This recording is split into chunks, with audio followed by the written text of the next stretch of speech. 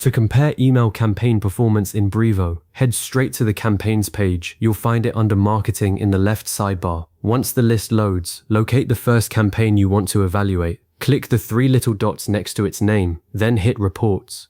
Brevo pulls up all the key numbers: open rate, click rate, bounce rate, delivery rate, unsubscribes. Make a mental note of the metrics that matter for your goal. Now return to the campaigns page, pick the second campaign, open its report the same way, and stack those numbers up side by side. Right away you can see which subject line hooked more people, which content actually got clicked, and where your list health might be slipping. That's the core workflow. No exports, no third-party tools, just you and the native Brevo reports. Now let's go deeper, because raw percentages don't tell the whole story. I've been running email programs in Brevo for years, and I've learned that the most common mistake is staring at open rates without context. Open rates can be flattering but misleading, especially after Apple's mail privacy protection started prefetching pixels. It inflates opens for a big chunk of your list. I personally treat click rate as my North Star. When I see a campaign with a 40% open rate and a 1.5% click rate, I know the subject line did its job, but the body copy let me down. That's when I go back and rewrite the email. If the open rate is low, but the click rate is surprisingly high among those who did open, the subject line is the bottleneck. So when you compare two campaigns, first check clicks, then opens, then bounce and unsubscribe rates to judge list quality. Delivery rate is another number I obsess over. Brevo reports it as a percentage of emails accepted by recipient servers. If one campaign shows a 99% delivery rate and another dips to 92%, check your sender reputation. I once had a campaign that reused a subject line template I'd sent 3 months earlier, and ISPs flagged it as repetitive. Delivery took a hit. I fixed it by warming up a dedicated sending domain inside Brevo and cleaning my list of hard bounces before the next blast.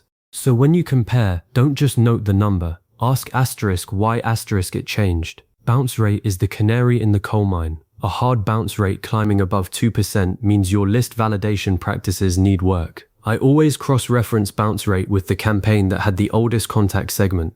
Brevo's dashboard shows you if contacts were imported without confirmation. Those lists tend to have more typos and abandoned addresses. Comparing bounce rates across campaigns tells you whether a specific audience segment is rotting or if your entire list needs a scrub. Now, the way I streamline this in my daily workflow, I open 2 Brevo report tabs side by side. That sounds obvious, but a lot of people scan one, mentally file it, then open the next and lose the exact numbers. I keep the metrics I care about: click rate, unsubscribe rate, delivery rate, written on a sticky note, and I literally compare digit to digit. If you want something more structured, you can export each report as a CSV from the reports page and drop them into a spreadsheet. But honestly, for a quick head-to-head, parallel browser tabs get the job done in seconds. While you're analyzing, never judge a campaign on a single metric in isolation. I learned that the hard way early on. I celebrated a campaign that had a sky-high click rate until I noticed it also had a spike in unsubscribes. The content was too aggressive and it cost me subscribers. Now when I compare campaigns, I always look at the unsubscribe to click ratio. If campaign A gets 500 clicks and 2 unsubscribes, but campaign B gets 800 clicks and 25 unsubscribes, campaign B might be driving engagement off a cliff. I'll take campaign A any day because the audience stays. One more power move. In Brevo, when you're on the reports page, scroll down to the click heat map and the link performance table. That shows you exactly which links people clicked on. I use that to compare where attention went between 2 similar emails. If one creative drove clicks on a text link but the other's button was ignored, I know my design isn't scannable. It's those granular details that turn a simple side-by-side glance into a real optimization plan. You should also compare campaigns with similar goals. Pitting a plain text re-engagement email against a flashy product launch doesn't teach you much. I batch comparisons by campaign type, lead nurture versus lead nurture, newsletter versus newsletter, and I always note the send time. A Wednesday 10 a.m. send and a Saturday 8 a.m. send can behave completely differently. If you're comparing open rates, make sure the send day and time are comparable. Otherwise, you're reading schedule effects, not content quality.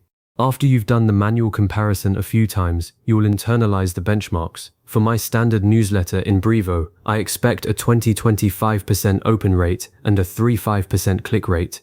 If a campaign falls below those, I pull its report against a winner and look for a drop in delivery rate first. That usually explains the gap. Then I check if the subject line was too clever or the preview text didn't support it. These patterns become second nature, and you'll start making fixes before you even hit send on the next one. Remember to repeat this comparison regularly, once a week minimum. Brevo stores all your past reports, so you never lose history.